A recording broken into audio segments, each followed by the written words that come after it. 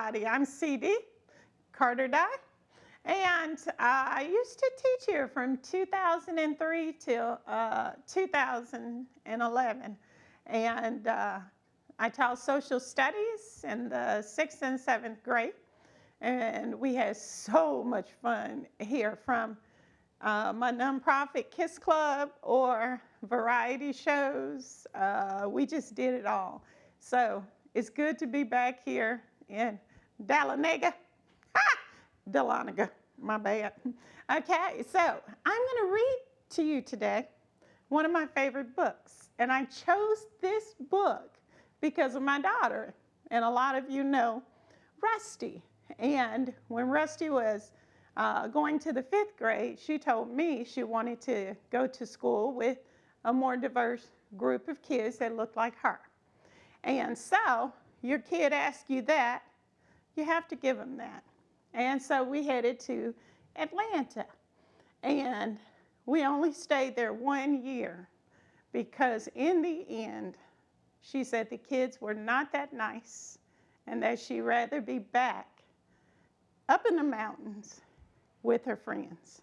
And that did it for me. So what I tried to do, we moved back here, and now I'm teaching at White County Middle School in 8th grade. But we moved back here, and what I try to do for Rusty is to put her in a diverse setting as much as I can. Also, books, teachers, parents, books make a big difference. So if you have the opportunity, you should choose books that represent a lot of the people in your classroom, because they need to see themselves. Everybody needs to see themselves, and a book is so good at allowing you to achieve that. So the book I read to Rusty about being president, her face just lit up when she saw this little sassy little girl wanting to be president. And so I wanted to share that with you guys because you know election is coming up. So that's a really cool book. Okay. All right. So the title of the book is called Grace for President.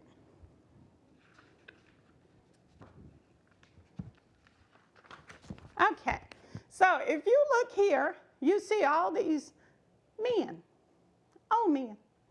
And of course, little sassy Grace is looking over and she's like, wait a minute, where are the women?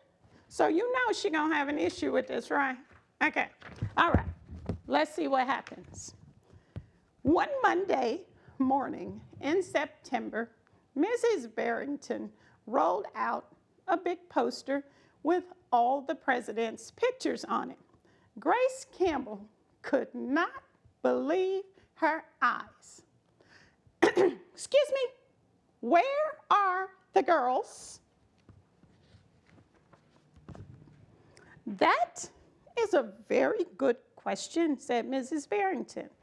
The truth is, our country has never had a woman president. Grace sat at her desk and she stewed. No girls? Who'd ever heard of such a thing? Finally, she raised her hand. Y'all know what she's gonna say, right?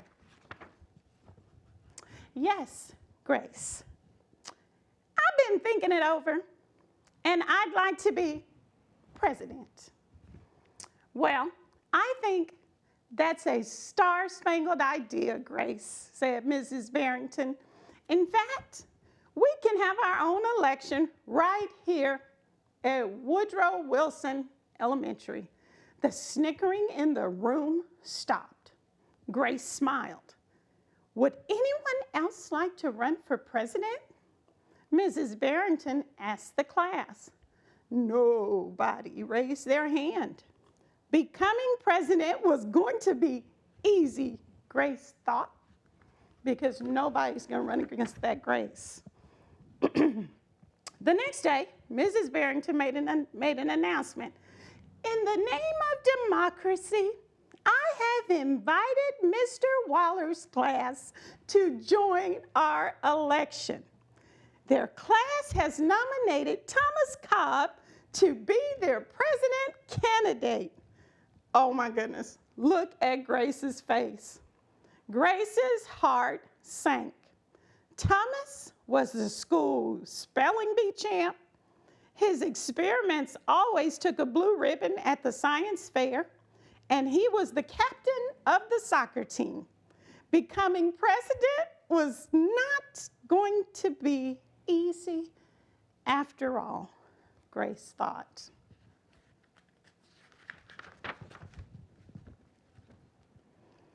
The teachers put the names all over the 50 states and the District of Columbia into a hat. Everyone except Grace and Thomas got to choose a state. I'm Texas, said Anthony. I'm New Hampshire, said Rose.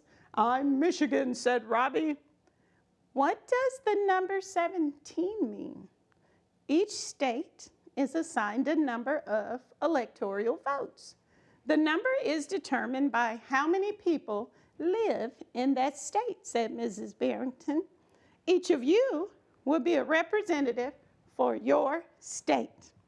Altogether, our country has 538 electoral votes, Mr. Waller explained.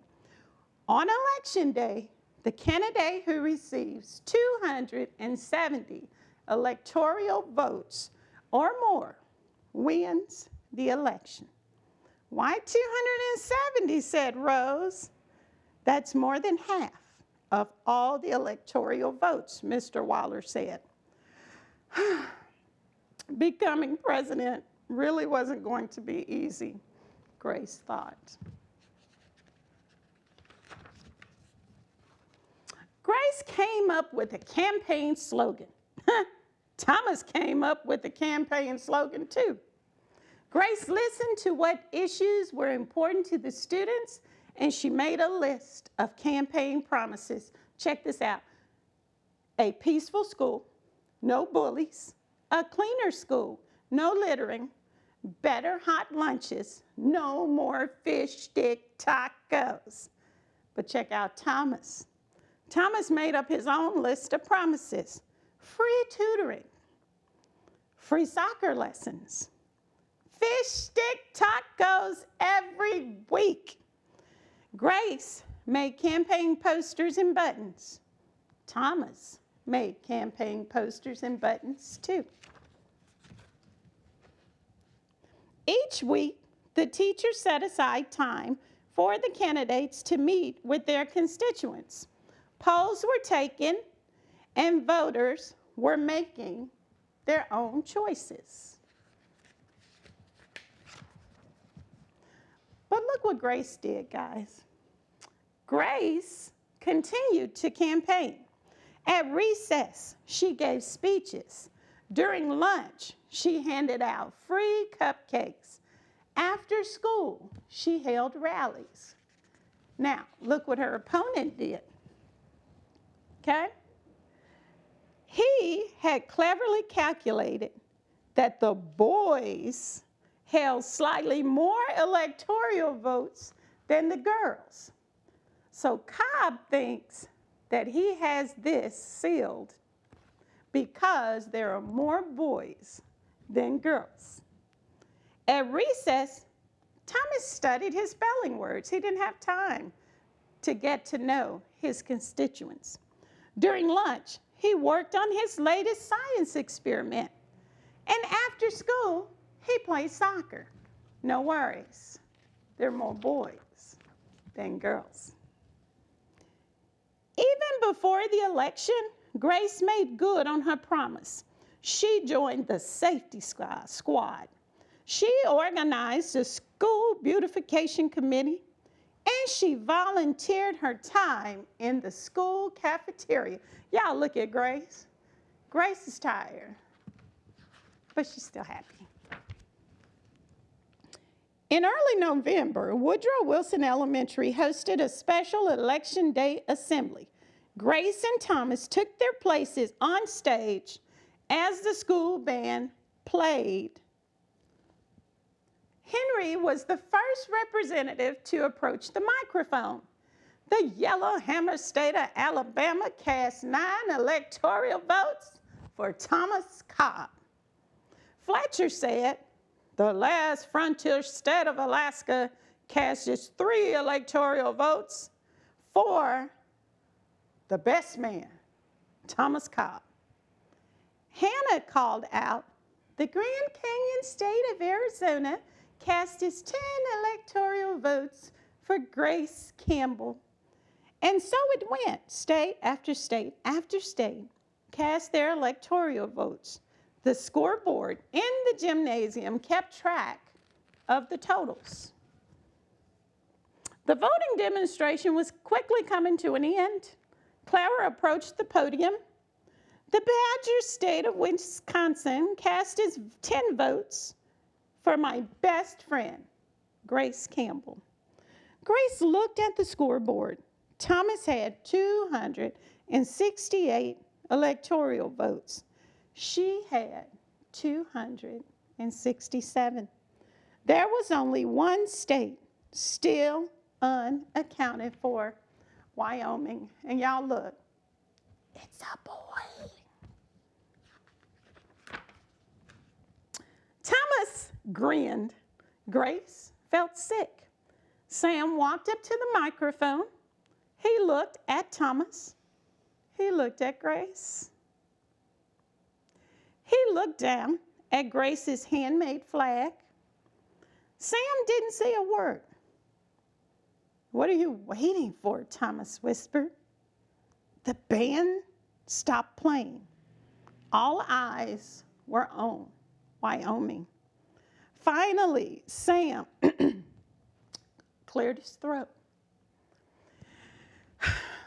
The equality state of Wyoming cast its 3 electoral votes for, wait for it, Grace Campbell. Y'all, Rusty went crazy. She could not believe it.